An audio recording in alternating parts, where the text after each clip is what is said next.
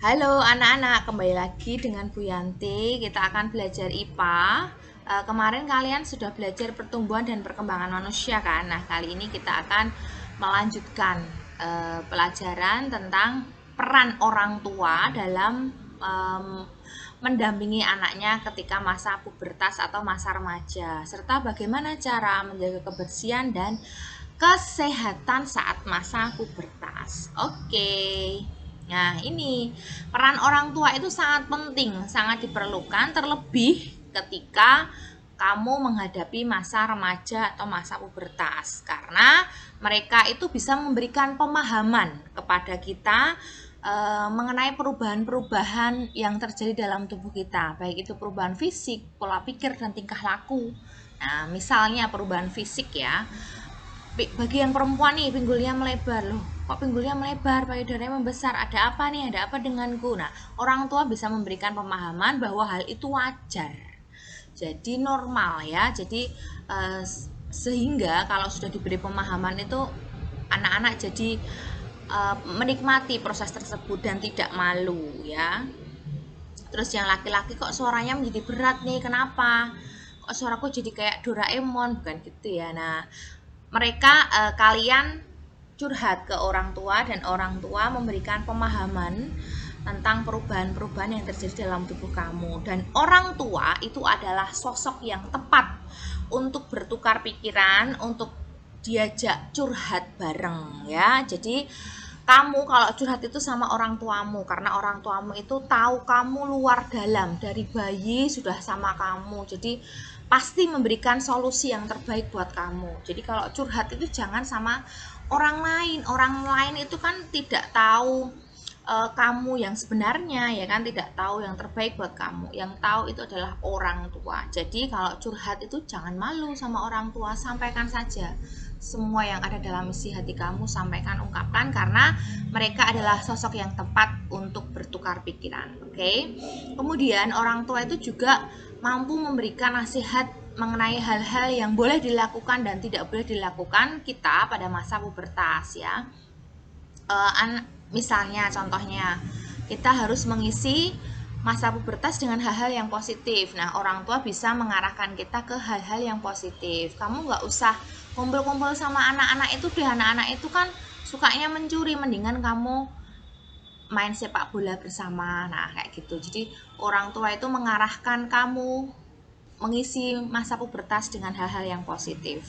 Apa saja misalnya kegiatan positif itu? Nah, ini misalnya mengikuti latihan bela diri, sepak bola bagi yang suka olahraga, kemudian membuat kerajinan tangan, mengikuti kursus tari, musik, dan melukis itu bagi yang suka seni, kemudian bisa membantu orang tua itu juga salah satu hal yang positif, dan masih banyak lagi contohnya ya. Berkebun misalnya itu juga. Nah, menjaga pola makan saat pubertas ini sangat penting ya anak-anak, biar nggak obesitas gendut ya, kayak Bianti nih, melebar tubuhnya, nggak ke atas tapi ke samping ya, jangan ditiru ya. Nah, kita perlu mengkonsumsi makanan yang beraneka ragam supaya gizi kita seimbang. Nah, makanan yang beraneka ragam berasal dari buah, sayur, lauk, dan lauk pauk yang mengandung protein yang tinggi. Jangan lupa untuk sarapan dan minum air putih yang cukup, karena kalau sarapan ya, kalau kita sarapan itu bisa membantu kita konsentrasi ketika belajar. Minum air putih juga memperlancar metabolisme tubuh, pencernaan juga lancar, kemudian kerja ginjal juga ringan ya kan.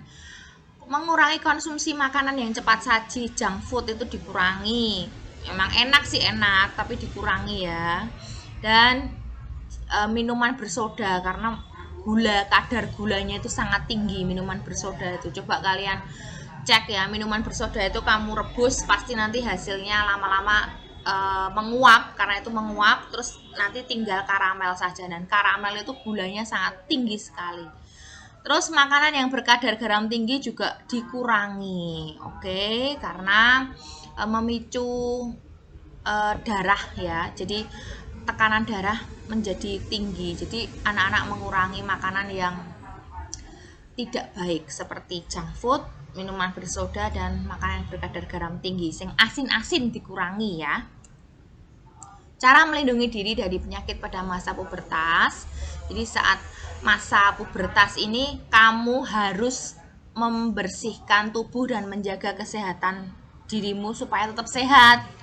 Nah, karena sekarang ya banyak penyakit-penyakit yang terutama organ vital kita ini perlu dijaga kebersihannya. Misalnya ya, banyak penyakit reproduksi yang terjadi pada anak laki-laki maupun perempuan. Contohnya adalah gonore. Gonore ini disebabkan oleh bakteri. Ini biasanya anak laki-laki ya. Jadi dia kencing nanah. Mengerikan toh. Jadi karena dia disebabkan oleh bakteri Neisseria gonorrhoeae. Neisseria gonorrhoeae itu bakterinya. Jadi hati-hati. Terus sifilis itu juga disebut raja singa. Ini bisa terjadi pada anak laki-laki dan anak perempuan. Nah, ini luka pada alat vital kita. Nah, ini luka. Nah, ini juga disebabkan oleh bakterinya Treponema pallidum.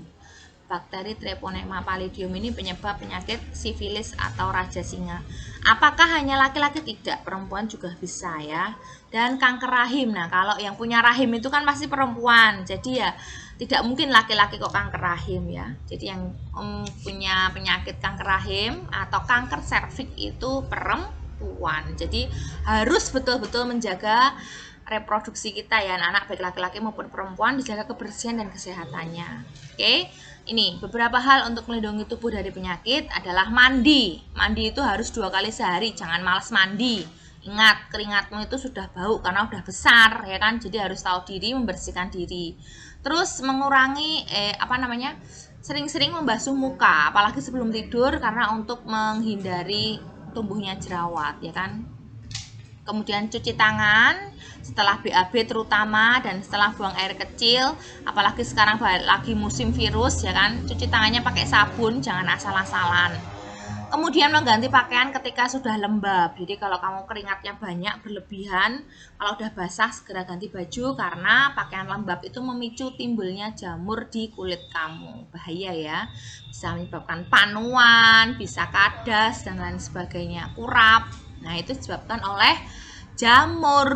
Oke. Nah, kemudian anak-anak dilarang menggunakan pakaian dan handuk itu bergantian. Jadi serumah handuknya ganti-ganti nggak boleh. Handuk sama pakaian itu sendiri-sendiri, nggak boleh ganti-ganti. Oke, termasuk sikat gigi itu juga sendiri-sendiri, harus satu-satu. Satu orang satu handuk, satu orang satu sikat gigi, satu orang satu pakaian.